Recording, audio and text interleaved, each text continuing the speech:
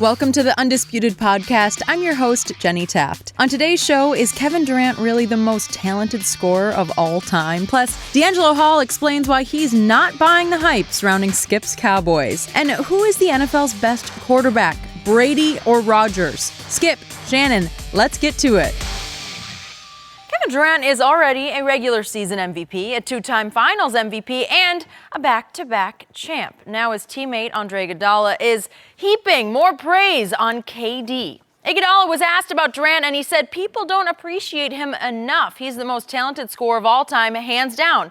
He's a walking 30 points. He'll get 30 on 12 shots. That's very, very hard to do. Very efficient. Most guys need to feel the ball in their hands a lot to get the rhythm. He doesn't. Michael Jordan, Kareem Abdul-Jabbar were the two guys with unstoppable moves. MJ had the fadeaway, Kareem had the skyhook, but KD is a 7-footer who can hit a hesitation pull-up from 50 feet out. That's his unstoppable move. Skip, let's start with you on this. Thank you. No, it's the first. I just what figured happened? we'd mix it up. She threw me a bone. Yeah. Is Iggy right? Thank you for the floor. I love Iggy. He's one of the few high IQ basketball players, or players in any sport, who can see it and also speak it, because some with high IQ can see it, but they can't put it into words. He put this beautifully into words that needed to be said, because Kevin Durant still doesn't get enough credit for what he is and what he is becoming. He's been the most talented scorer that I've ever seen since he was at the University of Texas. So I don't think that's overstated. He just said he's the most talented scorer. He didn't say he's the greatest scorer of all time, although I think he has a chance to prove ultimately that he is and was the greatest scorer of all time. But I started saying on national TV back in 2007, when Kevin was a freshman at the University of Texas, averaging 26 and 11, I've never seen anything like this before. I'm pretty sure he's 7 feet tall. I don't know why, but they list him at 6'9". I've stood next to him. He's 7 feet tall, and he has the length of an 8-footer because his arms are really, really long for his height. You're not blocking that jump shot. The apex of that shot, it is truly unblockable. So you take that kind of talent, and then you put it into a guy who actually has low ego.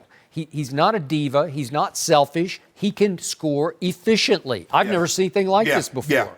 So the only, like inch for inch, he's the most talented shooter I've ever seen as far as being 7 feet tall. And Dirk is in the conversation, but Dirk doesn't have the deep, effortless sort of stroke that Kevin does. He can pull up maybe not from 50 and shoot a jump shot, but from 35. Yeah. But Dirk can't get to the rim like he could. Dirk doesn't have the handles that KD has. Okay. KD was going to put the ball on the floor. Dirk was going, step, pump, and then shoot that 1 foot step back, which KD has added to his game now. Okay. So I've always said Michael Jeffrey Jordan was the greatest scorer ever because of his intangibles, the killer will, the assassin's mentality, where he's just saying, I'm going to score it on you. Whether you can cheap shot me, you can do whatever you want to. I'm going to get it on you whenever I need to. And the higher the stakes, the more I'm going to score on you. Well, Kevin has taken a beating on social media because he looks weak. He left Oklahoma City after Oklahoma City had a 3-1 lead over these same Golden State Warriors. So he's not getting credit because it looked like he gave up. He sort of quit on Oklahoma City and joined the super team. Well, Skip, I don't think social media, they're not saying Kevin isn't a great player because he is. They look at him as being weak. In order for him to accomplish what he needed to accomplish, he had to go already join his. I mean, Skip, this is the first time we've seen something like this. This was a super team because they had already won one title. They won 73 games the year before he actually got there.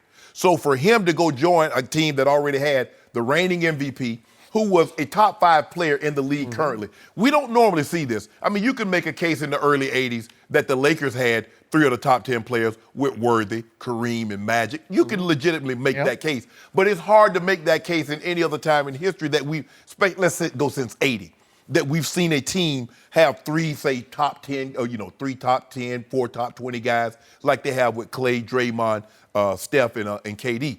That doesn't normally happen. So they're not disrespecting his game. They're like, bruh, all of a sudden you pounding your chest. You weren't pounding your chest when you was OKC. but you go link up with them. I think that's what kind of rubs people the wrong way. They know KD. If you know anything about basketball, you know KD is phenomenal. He's great. He's already a top. He for me, it's going to be hard. It's hard to say he's not a top 15 player right now, given what he's accomplished, what he accomplished going into the last 2 seasons, considering what he's accomplished coming out of the last 2 seasons, and he's still in his prime. So it's hard to say he's not top 15. But so when he walked in the door at Golden State, what did the 2-time MVP Steph Curry immediately do? Yeah, you just got to go. It's your team. I concede. Yeah. I defer. You take it. You make the big shots. You take the big shots. I think the thing is what makes him good, makes KD, when he and Iggy says talent, is because he's 7 foot. Because we've seen guys score the basketball. Skip, Tracy McGrady was a walking bucket machine. Now you talk about can score the ball, and I think at about 6'8". Yes. Go ahead. You know what I think it is, Skip? When we look at scores, most of them we look at jump shooters. We look at guys that shoot the ball from. We don't look at big guys, shooting, being efficient because big guys they getting dunks and layups. So when they shoot 65% from the field or 70% from the field, they're not taking a shot outside 5 feet. Well, Kevin Durant is shooting 33-foot 3-point shots. He's trying to, shooting clocks at the end of the shot clock, end of the half, and he's still shooting 50% basically for his career. But it's just hard for me to put somebody as far as talent scoring the ball. Because I've been a Tar Heel fan since '81. I did not see Michael Jordan being this, Skip. I don't think nobody saw this. Nobody saw him to get buck. I mean, well, what did they say? It's like Poppy. What did everybody say when he was at Carolina? The only man who can stop Michael Jordan is Dean Smith, the coach. He was stopping him. Only man to hold him under 20 points. Yeah. But KD is phenomenal. But like I say, I don't want to talk about my guy because people say Shannon, you talk about him too much. But do they say that? Yeah. So you're a prisoner of Twitter. They say they call it. No, you gave me the name. You should never have called me LeShannon. See, don't look at Jenny. Jenny didn't do it. You did it. I didn't do it. You did start calling me that. It just came out of nowhere. It came out of your head. It's a gift from God. It came out of your mouth. You started that foolishness, and people actually see me walking the street, and they call me, LeShannon. They call me Uncle LeShannon. No, yeah. Thanks to you, I appreciate that. Yeah, good. But you deserve it. Skip, I mean, LeBron does have a high scoring average. Mm-hmm. He shoots high percentage from the field. Got more assists, more rebounds. So, thank you for bringing that up because I ask you, what happened in the last 2 Game 3s of the NBA Finals? Both played in the King's house in Cleveland, Ohio. What happened in those 2 games? Turning point games. Make or break. It's going to go one way or the other in these games. KD played unbelievable. But if you don't mind me asking, can you tell him what the record was before KD went and linked up with Steph, Clay, and Draymond? What record was? Like 18-5. LeBron was 18-5 against KD. LeBron owned him for a long time, and then all of a sudden Kevin grew up and he became big brother to little brother. It started 2 years ago in that Game 3 in which Kevin scored 31 points, and Cleveland actually had a 2-point lead with 46 seconds left in that game. That's in the King's house, and here came Kevin dribbling the ball up court. Could we please see that shot? Because we already saw the hezzy. This is the hezzy pull-up that Iggy's talking about. Boom. That's deep, man. And it was right in LeBron's face. LeBron said, this is what I done. I've been beating KD down, beating him down. Then he go get 3 of his homeboys, and he show back up. And the people wonder why I can't beat him. Who was the MVP? KD. Kevin Durant. And then what happened this past finals? Again, you still got a chance. I know you're down 2-0. You should have been 1-1 if LeBron hadn't melted down. No, if JR hadn't melted down. Okay, they all melted down. But the point is, Game 3 again, highest stakes. And Kevin Durant goes for 43. He hits 6 out of 9 threes. What did LeBron do? Whew. And by the way, the Cavs had a 1-point lead with 9:33 left in that game. That's the king in his house. You got to close the deal. Close the deal. Hold on, a 1-point lead with 9 minutes. Yeah, come on. If you're that guy, if you're the greatest player ever, if you're better than Michael Jordan, you just close the deal. And he didn't, because Kevin closed another deal and won a second straight Finals MVP. And I got to tell you, I'm the biggest Jordan fan you'll find, but Kevin has a chance to eclipse Michael Jordan. As what? He's the greatest scorer ever. Well, the greatest scorer ever is actually Kareem. Now, Okay. and eventually, Flips all of them. I say it's whoa, Michael. whoa. It's Kareem. I'm not doing statistics. I'm just Oh, doing it in my okay. mind's eye. Oh. Who's the greatest scorer ever? 'Cause you know well, what- this guy's, man, those are two big moments where he just took games over. Because you know, Jordan when it's all esque. said and done, who will be the all-time leading scorer in NBA history, right? Well, just because he played the most minutes, Well, let's see, there you go, Skip. Oh, that's unnecessary. played the most games. So let me get That just equates to you're the most durable superstar ever. I got to knock on wood for LeBron's sake, because he has been. durability is not what's putting the ball in the basket. Yeah, it is. No, it's not. He's going to score. He's 6'9", 280. You keep adding. Wait, I do. He's hold on. 270, 280. You He just- looks like he's. No, you although told me right he's after thin. the You- game, you I know told me he's thin. He thinned out after the year because you wonder what happened. What you Well, he Skip? got off that vibranium. I don't know what happened. Skip. See, I know what you tried. He got off it. You tried to imply. I didn't imply. Yeah, you told me he was on vibranium. LeBron is just Yeah. fine. Don't worry about him. Yeah. We're in the lab as we speak. Came Bet- right out to I L.A. bet- and he was eating salads, right? You know what? Only I bet you if I salad. were to go on his site, I bet you done posted something. He had there working out, right? Bet you working out. Okay, let's see. I like how you go, I don't know, but you know. I know you know. He ain't posted nothing yet. No. Oh, there it it's is not right working here. out. So, speaking of LeBron James, this is why, off Iggy's quote, that I keep trying to explain to you that the more valuable player right now, the nuclear weapon, the unstoppable weapon, is Kevin Durant. He's just he's a more valuable player now than LeBron Let me James ask you- is at this stage in age. Let me ask you a question, Skip Bayless. If you were to swap, let's say just for the sake of argument, Yep. just appease me in this. If we were to swap Kevin Durant and LeBron James the last 2 years, are the outcomes any different? I don't know. Been interesting. Skip Bayless, are you going to sit right here and tell me right now, LeBron James, Steph Curry, Klay Thompson, and Draymond would lose to Kevin Durant-led Cavaliers? Is that what you're trying to tell me right now? Could LeBron have blended into that? Yes! What goes on in Golden State? I don't know. LeBron's got a lot of diva in him. Whew, I just don't know. I don't know if the chemistry would have been the same. Kevin can do it so efficiently. That was Iggy's point. He does it on low shots. He's unselfish. I know LeBron can play unselfishly, but in the end, he needs the ball and he needs to score. You don't need the ball. Oh, can you imagine what would happen if Steph and Klay had Bron running the point? 500 threes for Steph, 400 for Klay. Yeah, and LeBron be saying, I got to get me some of that.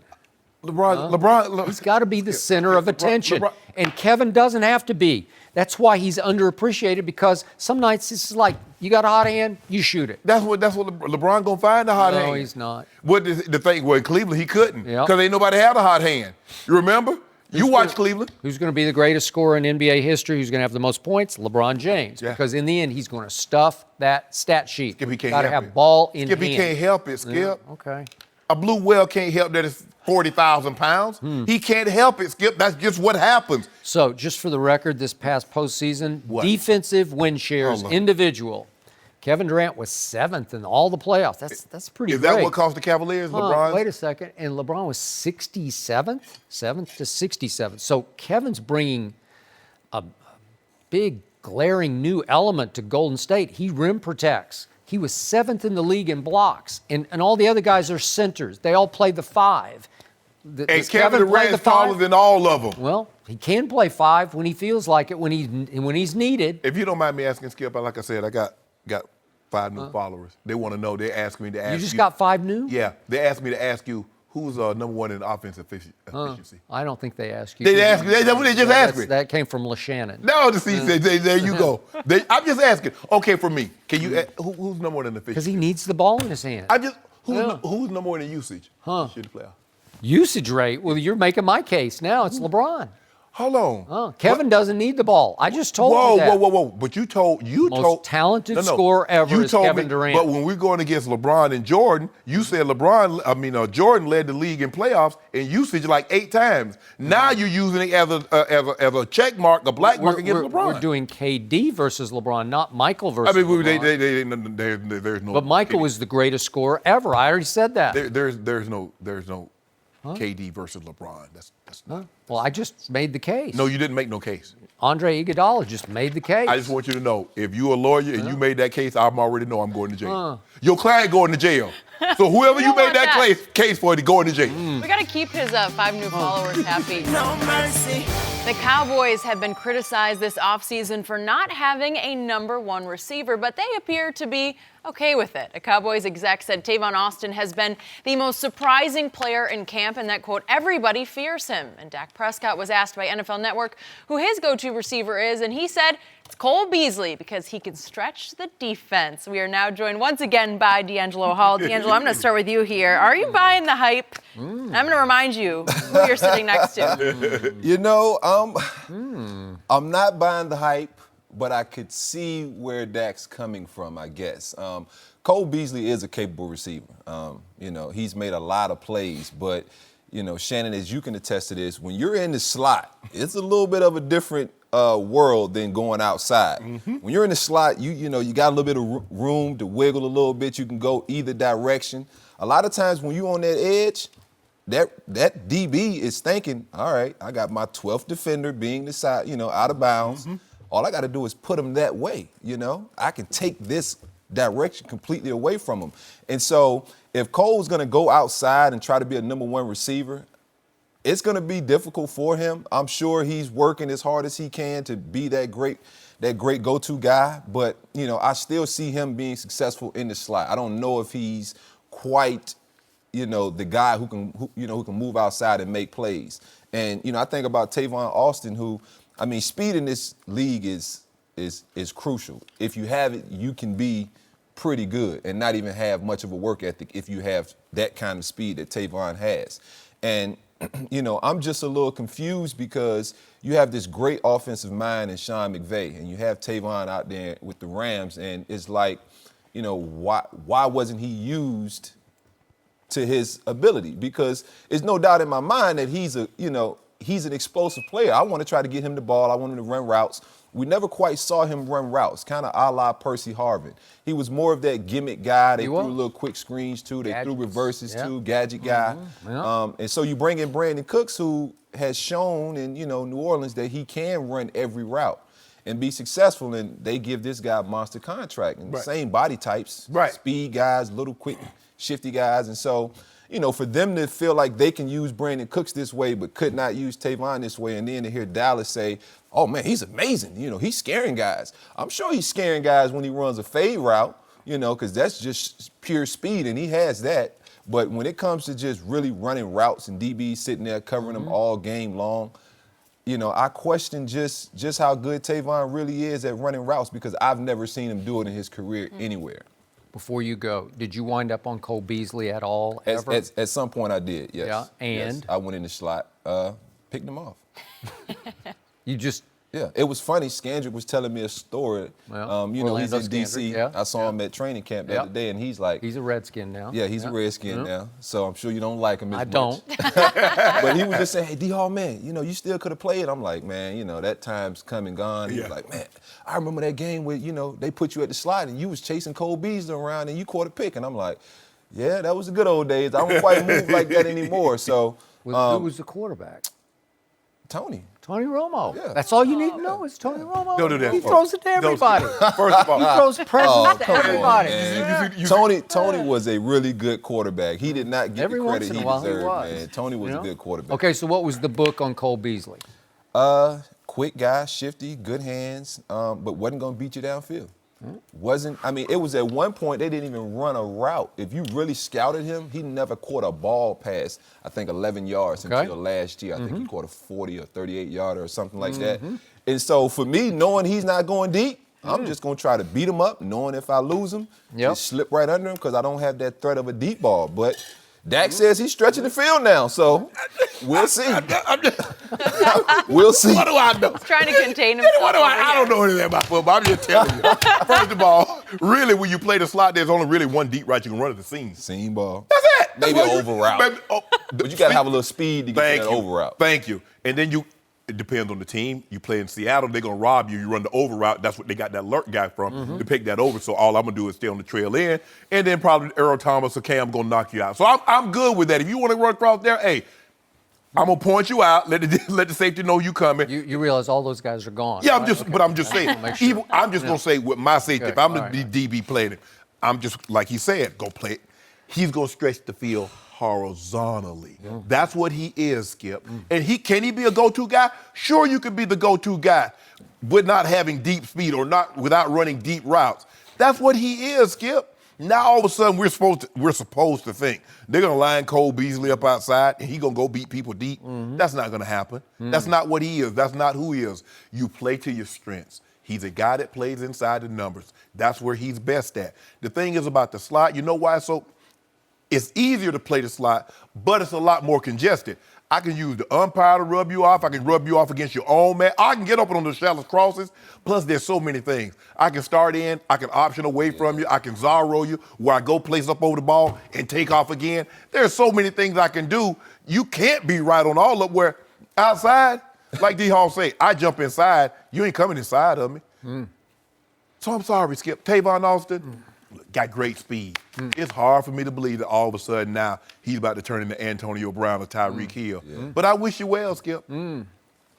So I'm going to start with Tavon Austin. I loved him. You can look it up before that draft. I thought he was the steal of the draft with the 8th overall pick. Really? He ran 4.3 coming out of West Virginia, not Virginia Tech. And I thought he was misused and underutilized for 5 straight years with the Rams. And I ask you, Sean McVay, is he human? I know he's a fine young coach, great young offensive mind. Could he have made a mistake? No. Yep. No. He could have made a big mistake here. Is he potentially going to be made to look foolish this year? Yep, he is. Because it looks like Dallas said, wait a second, why did you stick him at running back? Because they started right from the start. They said, you're more of a running back than a receiver. And he had almost as many runs as catches as a Ram over those 5 years. It's close. Yeah. 184 rush to 194 catches. Well, how you going to play him at running back when you got Zeke? You got to realize they didn't always have Todd Gurley. Maybe you're making my case. I don't know. Because all of a sudden, I'm looking at this camp footage that I see, and he's lining up wide a lot because he ran 4.3, and he's got good hands. And when I would watch him at West Virginia, I know he's more run after catch than run by you. Yes. But he was sudden. He was electric. So maybe they swung and missed in St. Louis and Los Angeles with the Rams. Maybe this is a glaring need for them, and maybe they just said, let's make him a wideout. Can I say something? Against those Cowboy DBs, I'll be spectacular right really? now at 50. You make it seem like they got Pat Peterson over there. Yeah. I mean, come on, Skip. It's the scheme they got. No. So what they need to The scheme is the star. No. You need some dogs out there on that back end. They got some young talent. But Skip, the days of playing that Tampa 2, the guys are too good. They run you up out of that. You can't play that coverage. Not the whole. The Tampa 2 worked really well. When you got Warren Sapp, first ballot Hall of Famer. Derek Brooks, first ballot Hall of Famer. You got Simeon Rice, could easily be, he's over 100 sacks. You got John Lynch, that was in the finals list for the Hall of Fame. I'm not saying it's that deep. Rondé. So you got all those guys. So where are those guys with Dallas? Remember, they got Chris Richard from Seattle to run the back end of the defense. So it may start looking more Legion of Boomy. Well, right? You better get you some. You better get you a boom guys. So where Richard Sherman? Where you Richard Sherman in your prime? Where's Earl Thomas and Cam? Byron Jones has moved back to corner, and he's a stud athlete. He got beat up at corner. He got beat up at safety. In the first place. Exactly. That's why he moved to safety. He's more athletic. He got that 10-foot long jump. He's a great athlete. I mean, he's tremendous. He can run 4.3. He got 42, 43 is vertical. He won the combine. Yeah. Oh, your Combine Olympics? Oh, he got a gold medal. Yeah. He got a gold medal. And didn't even run the 40, did he? But here's the thing, though, Skip. They play in pads. They don't play in T-shirts. Oh, okay. So now back to Cole Beasley. What you have to know and accept is that Dak Prescott loves Cole Beasley. Yeah. There is rapport. There is wavelength. That is his Dez Bryant. I know you can't even put Dez Bryant and Cole Beasley in the same sentence, but for whatever reason, there is connection between Dak and Cole. And maybe Dak is telling Scott Linehan, same old coordinator who's been there all along, maybe he's saying we have underutilized or misused Cole Beasley. Cole ran 4.5 coming out of SMU. He can run a little bit straight up the field. Maybe they will split him out occasionally. Maybe he said in this quote yesterday, Dak said, we're going to move him all over the formation. So maybe he's slot, and then maybe he splits out. Maybe he goes in motion. There are a lot of ways to try to get him loose in the defense, and I do think he can run by people because I've seen him make a lot of big catches in this league. Yeah. Under pressure in big games. Normally for So first he's down. been there and done that. But they're normally for like 6-7 yards. Okay. Because think about it. Of his 109 catches from Dak Prescott, only 7 has been for 20 or more yards. All right, Yeah. but that's So what's the averages? misused. No, Maybe it's a That's new Scott world. Hold on. Scott Linehan was there. That's been his I just said that, but maybe Dak went to him in the offseason and said, we screwed this up. But this guy can run by people. But hold on. You talk about the Rams play calling and Sean McVay and Jeff Fisher. I forget who his offensive coordinator was before Sean McVay took over head coach. Dez said, what about that play calling at Dallas? Remember, Dez complained about the play caller. Said, y'all didn't move me around. Y'all didn't put me. I'm just telling you what Dez said. So they threw him the most balls What? last year by Yeah. far, but it was poor play calling. But he really? said y'all threw me the same ball from the same location. Y'all didn't move me around. So it was the play caller's fault that Dez led the league in drop passes last year? I'll really? just tell you what Dez said. Okay. Y'all I be don't coming know. at him with that bull jive and be blaming stuff on him. That's what he said. All I know is that the Dez cloud got lifted off this team. So this year, it doesn't even matter who's playing receiver. The ball is going to get spread around. By the way, Deontay Thompson that they added, he ran 4.3 in college. You ran 4.3, right? He can't skip. What good is running 4-3? Look, nobody has ever scored a touchdown without the ball being in their hands. What good is you running 4-3 if you can't catch the ball? All I know is Dak Prescott throws best when he throws blind because he throws it on time to spots. And if you get a collection of fast guys who are on the same wavelength with him as opposed to Dez Bryant, who was broken down shell of himself, who could not run past anybody last year, all of a sudden you got a varied offense that's going to be pretty hard to defend. What he's trying to do, he's trying to take that New England approach. But he forget, New England got number 12 up there. Yeah, it's a little That's a whole. What do I tell you? Dak Prescott is Brady-esque. I'm not saying he's Tom Brady, but he operates Bobby the way. Brady from the Brady Bunch. Yeah, that one. Not Tommy. Yes, Tommy. No, Brady. not that Tommy. No, not that Tommy. Yep. Dak will win a lot of football games in this league if he sticks to the formula. Yeah. And that's run the ball. Thank you, Trust in the Zeke. offensive You got to line. throw it some. You do. Yeah. He You got to throw absolutely something. has to throw it some. But that 2-1, he got to be the bell cow. Special. I told Absolutely you. has Yeah. to be. Let it. When Dallas, this offense was at its absolute best. DeMarco Murray, 1848. Zeke Elliott, 1606. That's your formula. 16 to 18, 1,900 yards running the ball, and let's see what happens. Okay. And Tavon's not going to face a lot of too high safeties, even if he is outside, because I'm telling you, man, it's going to be 8 in the box to stop Zeke, Right. without a doubt. And so Make that's my going to case work in even his more. favor. It's going to work in his I favor. know it I'm will. saying, Skip, it will work in his favor because it's like having Deshaun Jackson out there when we had him. When you can stretch the field, you got to pick one. You either got to help high or help low in the run game. You can't do both. And knowing how much this run game is going to be relied upon, they're going to be bringing that 8th defender into the box. Okay. And Now- can now- Tavon exploit a matchup or two? I think he can. I'm just telling you, we have not seen it. And when you haven't seen something from a guy year after year after year after year, I'm starting to think it's really not the offensive coordinator's fault at this point. Maybe that's really not what you do very well. You know? Little guys, what you do? Get your hands on them. You can't just let them have space, because that's the problem. Everybody's like, he got so much speed. But if you let a guy like with that kind of speed, Do and you see you him bail get on hands? him, Do they get hands on Antonio Brown? What happens? Antonio has shiftiness. He did. He has Cole Beasley's shiftiness with Tavon's speed. He's not 4'3", but he has that He sudden accelerates, hit yes. where he can turn it on. And he's one of those guys that won't clock a fast 40, but somehow on that field, you chasing him, he manages to be that You just cover him a one lot? step a little faster Have you than covered him a lot? I have. And he's a heck of a receiver, Skip.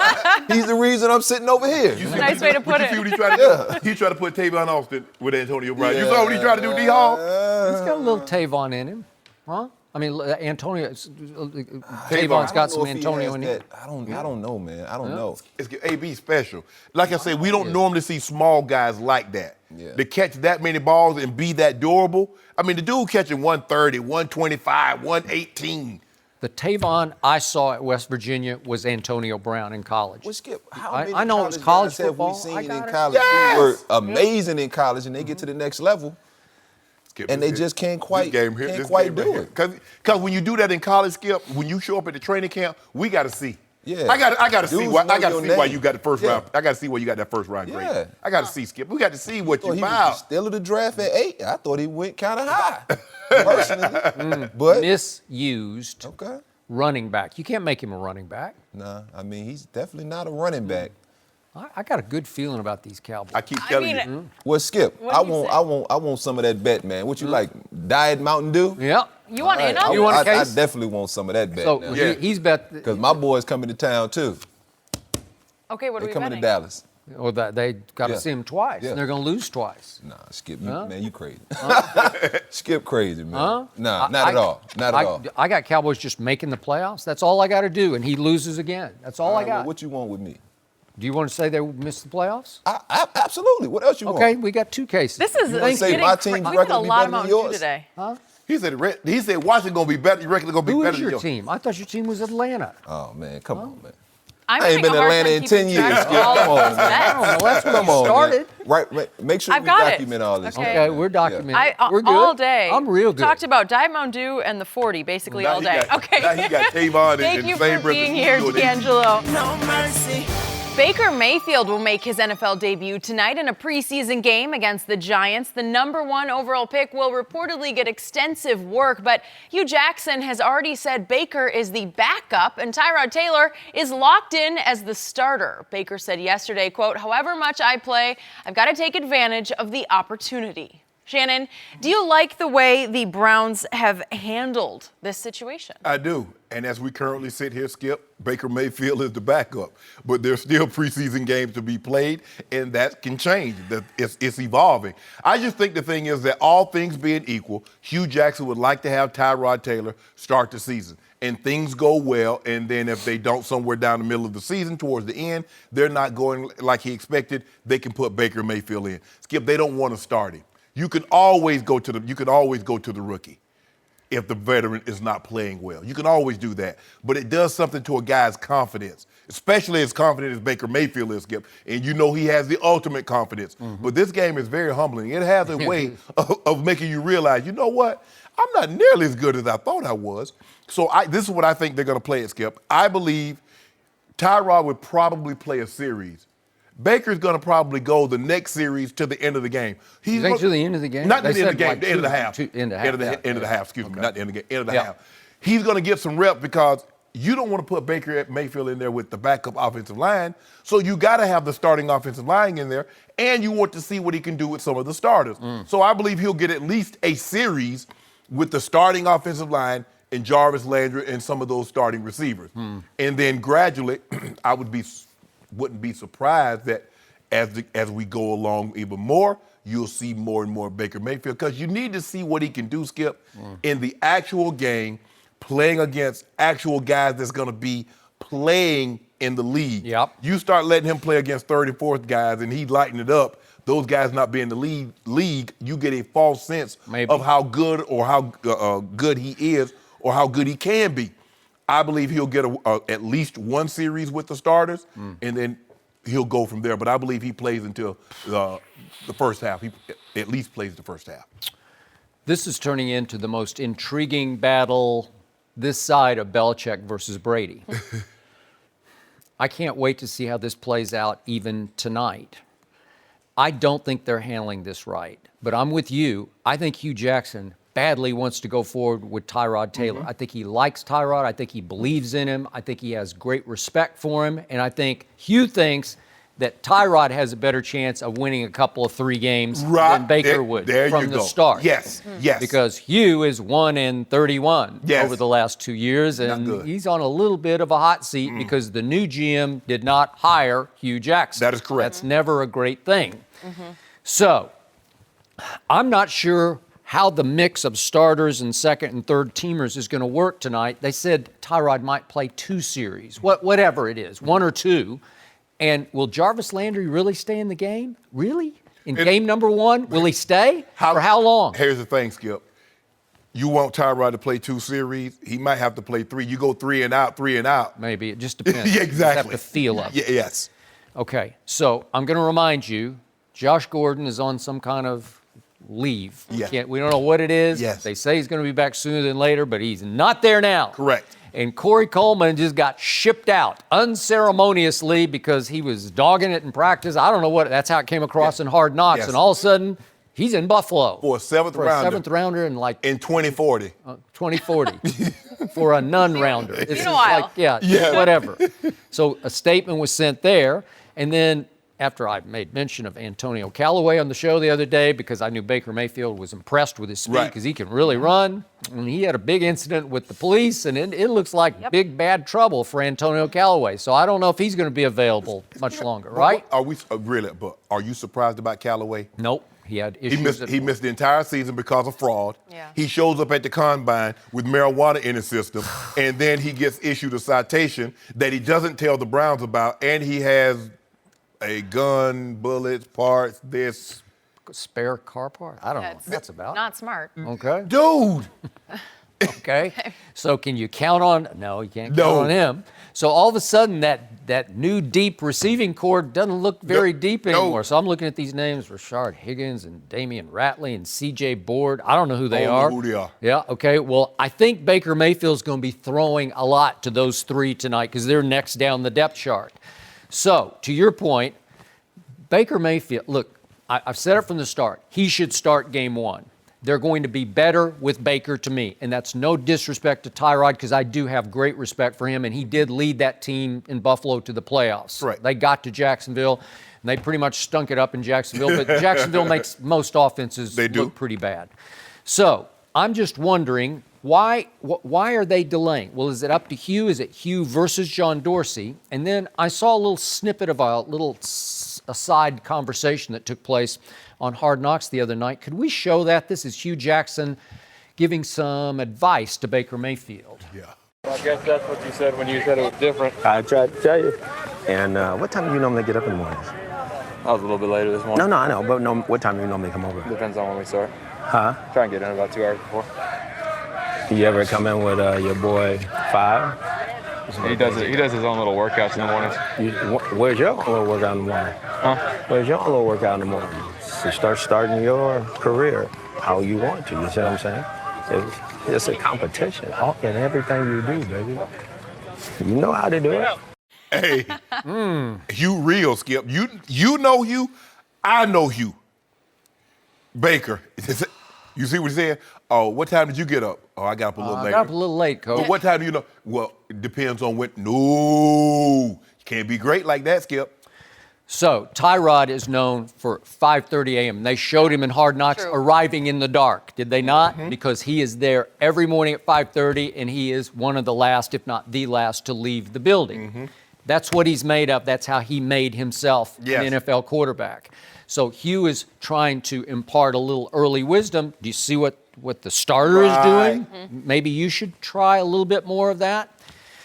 You know and I know. Baker had some issues at University of Oklahoma. He had some off the field. He likes to party. He's got a little bit of Manziel, but he's not Johnny Manziel. So the one difference that I saw with Baker under Lincoln Riley, the head coach at OU, you know him well, been around him a lot, is that when Baker decides to study tape, he studies tape. He does have a higher football IQ than Johnny. Johnny didn't study tape at all. Johnny wanted to make it up on the fly and trust his innate instincts and his natural quickness and ability. Baker is a student of the game, but he wants to do it in the afternoon. You know, if he's going to get up a little later, if he's going to stay out a little later, no big deal. So Baker likes to be the life of the party, maybe the bar, maybe, you know. So these were the issues I had going in. So I'm going to lay them out on the table up front that I do have these issues. Is he going to learn how to navigate around and through those issues as a pro football player? Because what Nick Saban always says about the quarterback competition, one of them will win the team. Well, you have to win the team by showing the team that you are a professional, because the team is depending on you more than it's depending on anybody in the whole building to lead them That is to the correct. top, right? Yes. So if they're on the verge, we saw Jarvis Landry just spit fire the other night at the other receivers about we have to change the culture here. Well, it's not going to change if Baker Mayfield, who has Pied Piper in him, he's just a natural-born leader. If he's leading them astray, that won't work. So this is going to be very interesting because I believe Baker Mayfield, and I don't love it that he might play with some backups as the game goes toward halftime. I still believe he's going to light it up. It's just what he does. He is a playmaker, and he rises to occasions. I may eat these words. I'm going to have to knock on wood here, but I thought Johnny would be okay was it Friday night? He was a disaster. I don't think that will happen to Baker Mayfield in his NFL debut. And I do think that he will outplay Tyrod in the preseason. I also think Hugh will battle John Dorsey, who loves Baker Mayfield. John Dorsey put his reputation on the line because all the other three quarterbacks were getting more acclaim, more praise, right? Yep. Mock drafts that nobody had Baker Mayfield going first, except for John Dorsey, who said, watch this. Right. You don't think his reputation's on the line right now? And when they signed on, and we saw him on Hard Knocks, boy, there were big hugs with John Dorsey and Baker Mayfield because that's his guy. Yeah. That's his meal ticket. That's his future in Cleveland is Baker Mayfield. Man, they just gave that man $33 million guaranteed. I'd have hugged him, kissed him. Well, bad. Okay. A lot of hugs? Brought him. I'd have purchased him one of these right here. Skip, hey, you need to get you one of your special pens. where'd you get that? 7-Eleven? It is nice, yeah. No, this one I think is. Skip. That one. What is that? Did you buy that out on the street? This old Mont Blanc. Is that a real one? Yeah. Real thing, heavy. I saw them. They were selling them out on Pico. You should have got you one. I should have stopped and bought You want one. to trade for now? Yeah, you got that big. You got like 15 of those for like 33 cents. I did. Yeah, I know you did.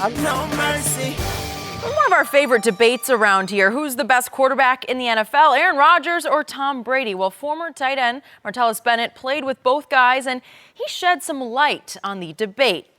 Bennett told our colleague Doug Gottlieb, quote, "I think that no one has more arm talent than Aaron. Aaron can pretty much do anything with the ball. I feel like Tom Brady is precise, easier to play with. It was easier to play with Tom than anybody else. He makes the game easy, what he expects, where he wants you to be, where he's putting the ball. He does so many repetitions with you, mental reps, physical reps, walkthrough. He's always letting you know he communicates the best of what he expects. The communication between him and the receiver is on the highest level." Now, Shannon, what is your reaction to this take? Skip, you remember the movie Primal Fear? Edward Norton and Richard Gere. Richard Gere's character's name, Marty. Yeah. And when he realized that Roy had It was a shocker. yeah, when he realized he had been played, and Richard Gere turns around, he walks back in there, and Edward Norton is, "Oh, Marty, I've been trying to tell you, Aaron Rodgers is the most supremely gifted thrower of the football in the history of the game. I've just been telling you that for the longest. You don't want to listen to me. Tell me when it's my turn. It's not your turn. Not yet. Jenny just asked me, Skip, can I get like... She always asks you first. I don't know why. Are you keeping score over there? Oh, okay. Maybe next time. Martellus didn't shed any new light for me. I'm glad he played with both guys. And when he first went to Green Bay after having won a Super Bowl with the Patriots, he thought Aaron Rodgers was a little better. I can see where Aaron would rub his receivers the wrong way, where it would be hard to play with them. Basically, I think Martellus has said that. Aaron is not the best communicator. He doesn't always explain things in his simplest form. And I think Tom does a better job of communicating. I think Tom does a better job of, to make a long story short, Skip, I believe Tom Brady is a better teammate than Aaron Rodgers. And I think that's what Martellus Bennett is basically saying. He's a better teammate. Did you just admit something there, Shannon? Hey, Martellus is... Okay. Skip, you act like I've always known that. Aaron can be tough. It's tough playing with those guys. It's not easy. It's a lot easier playing with a guy if he communicates. He lets you know where he wants you to be. You understand him. He understands you. That's a lot easier. You can stomach a lot of things. He's never going to put you in harm's way, and he's never going to show you up. And in turn, you're going to make sure you're always on your best behavior, and you're never going to do anything to try and show him up. So, Shannon. Yes. What have I been trying to tell you for years? This is it. I couldn't say it any better than Martellus just said. Yes. No one can compete with Aaron Rodgers when it comes to pure arm talent. Yeah, he can make all the throws. But what did you just tell me about 4.3 40 speed? Unless you know how to use it, it doesn't matter. Yeah. Unless you can set the DB up Yeah. to get behind him, Right. it doesn't matter. Doesn't matter. If you just run straight ahead as fast as you can, it just doesn't matter. If you throw bullets over here, over there that aren't caught, it doesn't matter. Mm-hmm. So Martellus is saying that Tom Brady has much higher leadership intangibles because he's so much easier to play with and for.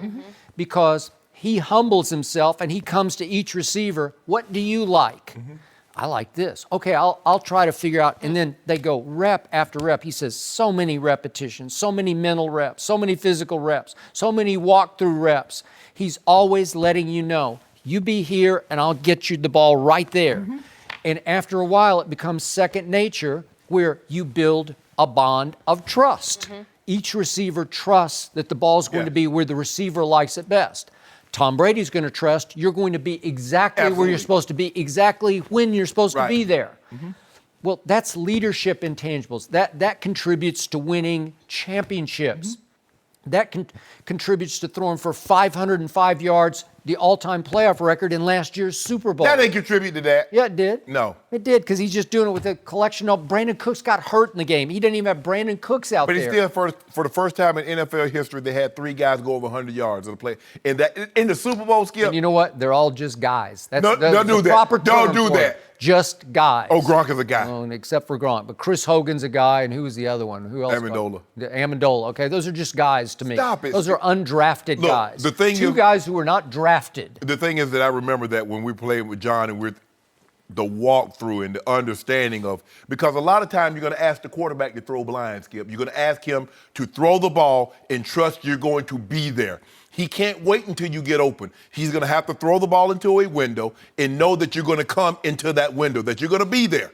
So he's going to have to put trust in you. You're going to have to trust him that he's not going to give you that kill shot. Now, he has to know that they're going to be tight. Shannon got to sit. Shannon's going to sit this one down. He's not going to lead me into a headache. By the same token, I'm not going to okey doke him and he throw it and get a pick. So you have to have the ultimate trust. You have to communicate. Okay, John, I know they say they want this route at 12 to 14. I'm thinking, what do you think? He said, I tell you what, we're going to start at practice, go 12 to 14. But come game time, I know you'll speed it up. You'll be at 8 to 10. So just at practice. So you know that you're constantly talking, constantly going through it. Skip, it's not easy playing with those guys. And Aaron is one of the few guys, he knows he's good, but he doesn't have a problem letting you know that is correct. That he's good. Yep. So he occasionally burns his mental bridge with the receiver because Aaron thinks he is the bridge. There's no two-way bridge. It's one way, my way, or you're on the highway. Right. And I've seen, even with Greg Jennings, who we've had on the show here many, many times, there were times when he thought Aaron wouldn't accept any blame. He's talked about it. Yes. And he deflects blame. You got to be. If you're going to be that quarterback, Skip, you got to, even if it's not your fault. Sometimes, Skip, guys would run the wrong route. Or drop a pass, and John would say, my bad. Knowing that it's not his fault, but just letting them know, don't beat yourself up. I'm going to come back to you again. I'm going to need you. Sometimes you have to accept responsibility even when it's not your fault for the betterment of the team. So I think you just agreed that Tom Brady is clearly the better quarterback. No. Because one's a winner and one's a non-winner. Whoa. Yeah. So Aaron Rodgers doesn't win? He's a non-winner. Hold on. Aaron Rodgers doesn't have a Super Bowl? He's got one. Okay, so 8 years ago, he got one Super Bowl. So now, like Jenny said, right place, right we keep time. a score? Anybody can win one Super Bowl, right? Oh, anybody can win one. There've been a lot of anybody's that haven't won one. Well, there've been a lot of who have. But all I'm saying is that Martellus confirmed what I knew to be true all along. Nobody's more gifted at throwing the football than Aaron Rodgers. Tom Brady is more accomplished. Usually I would say, given this, that if you could pour Aaron Rodgers into Tom Brady, you'd have the all-time greatest, but you don't need to pour Aaron Rodgers. Like, Tom Brady has supreme arm talent also. I will give you, it's not quite Aaron Rodgers, but I can also make the case that Tom throws a more catchable ball. He doesn't have quite the zip, the miles per hour. If we want to just do pure velocity, it's not quite. He might not have quite the lightning release that that Aaron does, but it's pretty close. Yeah. And the ball gets there plenty of time, and it gets there sweet. It gets there catchably sweet, right? Yeah. I think you would enjoy catching the ball from Tom Brady more than from Aaron. No. Yeah, you would. No, yeah, you would. No, give me A-Rod.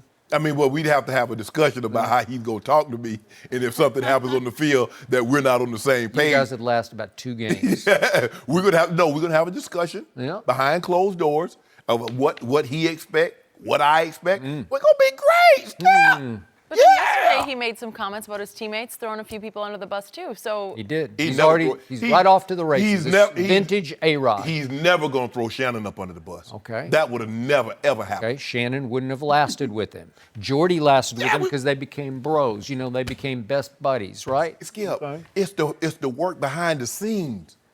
See, if you establish what you expect and how you expect to be treated and talked to, that's the way you're going to be treated and talked to. If you let this happen, go unchecked, unfettered, what are you going to do? He feel he can talk to you any kind of way and say anything in the public. You're not finna do that.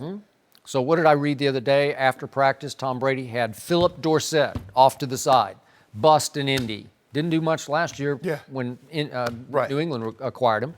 And he had him working on routes, throwing it to him, just him, by himself. Routes. Now, you talk about can fly. He can fly. Okay. He ran 4.27, 4.28 coming out of college. Which is why he was a late first-round pick who never could get behind anybody in Indianapolis, because I don't know if he knows how to run the routes. But Tom Brady says, I'm going to make a player out of him. So after practice, he's working with Philip Dorsett. Watch him catch a bunch of big passes. You know why it's so hard for guys, Skip, to that can run really fast to get behind guys? Because they don't run anything up underneath, and they have tails. When you run that fast, Skip, it's so hard for you to come out of those breaks because you got to It's harder for you to stop going 60 miles an hour than it is going 20 or 30. So that guy's building up so much speed, so it's going to take him longer and longer to get up out of there. So once he starts building up that speed, DBs know, he ain't finna come up out. Ain't no way he going to stop out of that. So, look, 2 great guys. One guy, okay, Skip, one guy might be a better teammate. He communicates better. But still give me, like I said, I'm going to talk to him, put my arm around him and say, hey, Rod, look here, bro. I know there'll be some time. I mean, it's a game. It's emotional. But let's just, if I run the wrong route, if something goes wrong, hey, pull me to the side and say, hey, Shay, I need you to do this a little quicker. We going to handle it like that, bro. Jenny, did you hear what just happened? Yeah. Shannon Sharpe just admitted that Tom Brady is clearly the better all-around, all-time quarterback. Yes, you did. You did. You did. You know you did. You did it sheepishly, but you said, you got me. Why you do that, Skip? Because Martellus closed the case. I think we need to get Martellus here. Maybe talk a little bit more. We've had his brother here. Going. Yeah, we're going to get old Mark to come on. Yeah, okay. Yeah. That was fun. Well, he can talk. Yeah. No mercy.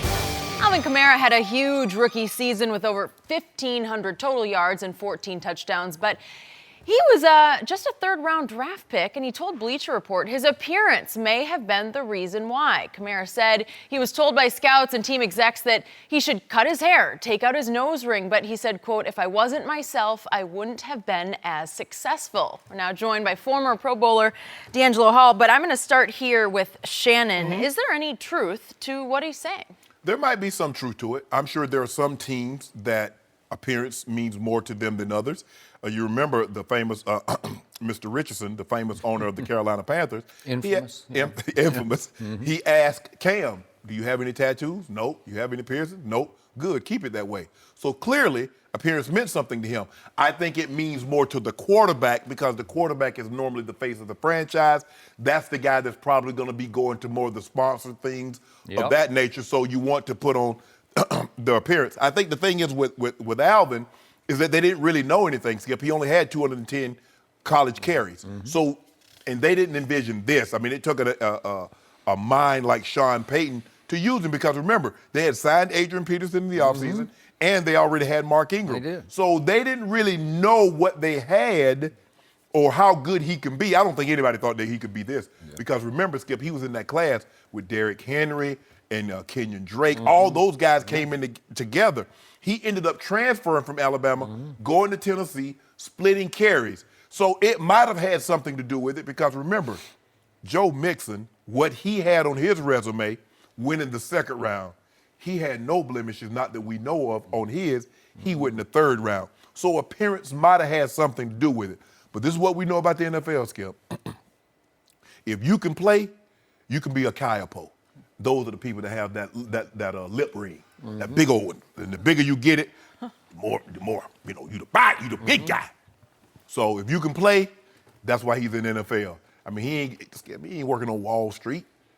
There are a lot of guys that got dreads in the NFL. Hell, half the black guys got dreads in the NFL. That seems to be the thing. That's more common than my haircut. I don't know. And your haircut. How many nose rings are there? I don't know. I don't think Not a lot. Not a lot of nose rings. Right. Well, put it like not in the middle. Maybe on the edge. Yeah. They got them in this part, but we haven't seen anybody with the center.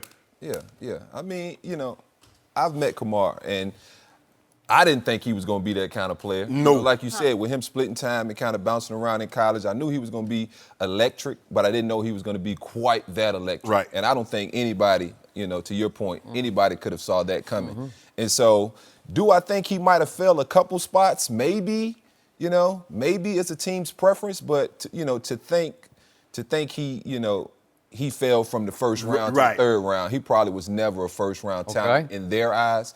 But every time, if you can redraft after a season or two, everybody would do things a little bit different. Correct. But yeah, Sean Payton using him the way he did, I mean, you kind of saw those remnants of Reggie Bush being used out of the backfield. And I mean, he's special, but I don't think it had anything to do with that. Like Shannon said, it's so many guys in the National Football League that wear dreads nowadays that it's not that anomaly that you're looking like, oh man, this guy's weird. He has dreads. It's so many. It's quarterbacks that wear dreads. And so, I don't think that really had anything to do with it. The nose ring, maybe, but it's so subtle. You rarely even notice it when you meet the guy. So I kind of disagree with him. So I came up in this business knowing a whole lot of old school coaches and GMs, and I'm talking about white and black. I'm talking about our friend John Wooten that you know, who was the personnel director of the Cowboys for many years. John would have looked sideways at that. Yeah. He would have been like, I don't know, I'm not sure about this one. But if you sit with this kid for 10 minutes, the way we have sit right here, you'll look right in his eyes and you'll say, He got okay. it. He's good. Yeah. You can just see it, feel it. He radiates. He's got big spirit. He's got big heart to him.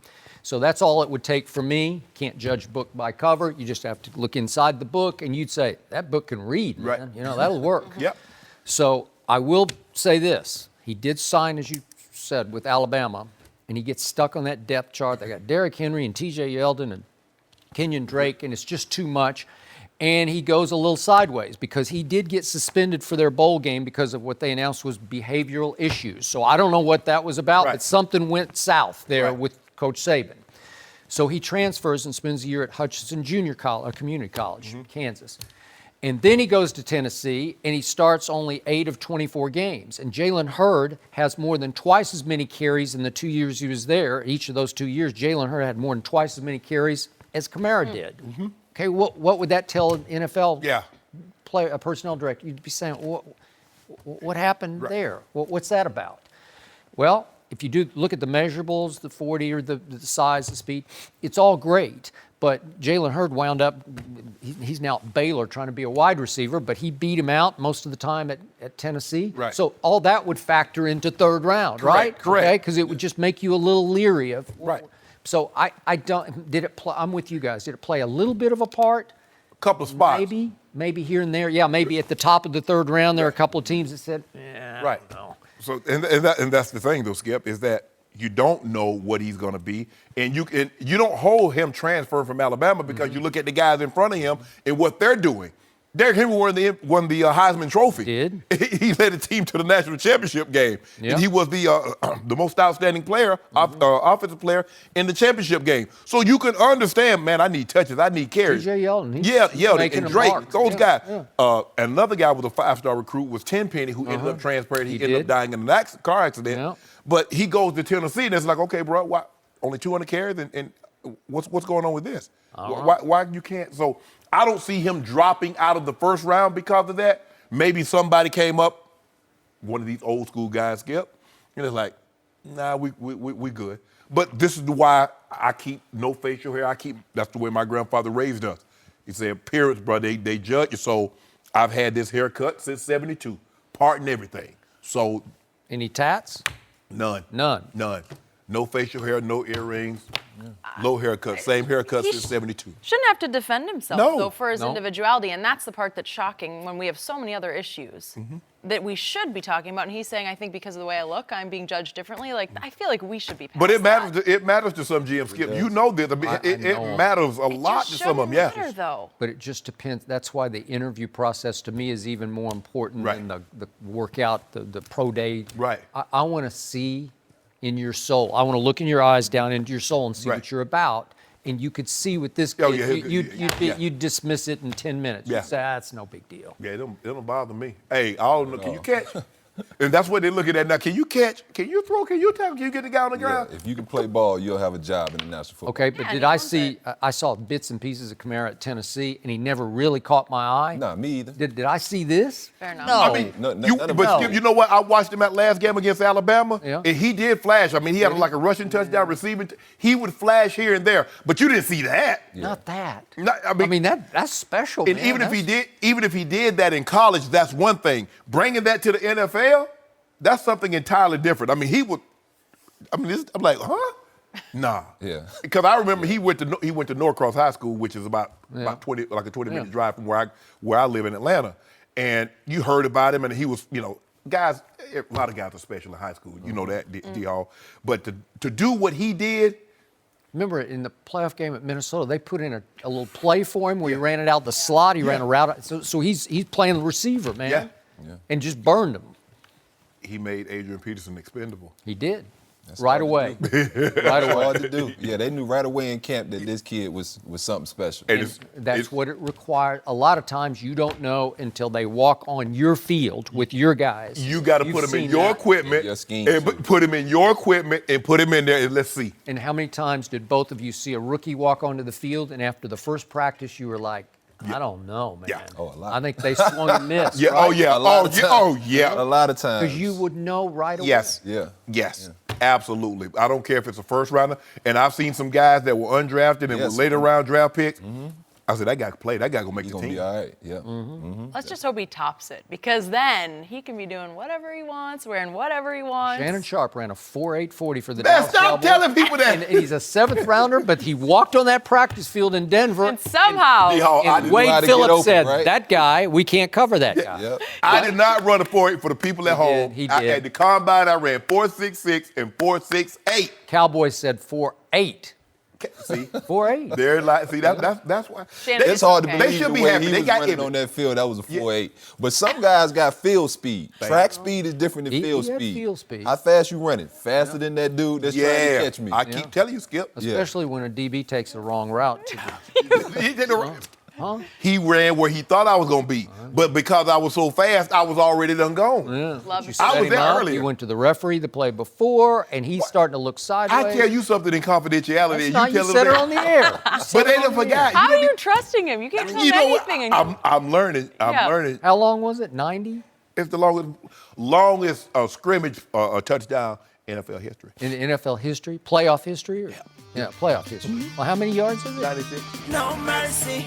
Thanks as always for listening to the Undisputed Podcast. I'm Jenny Taft. Join us again at the same time tomorrow morning, 9:30 Eastern. We'll see you then.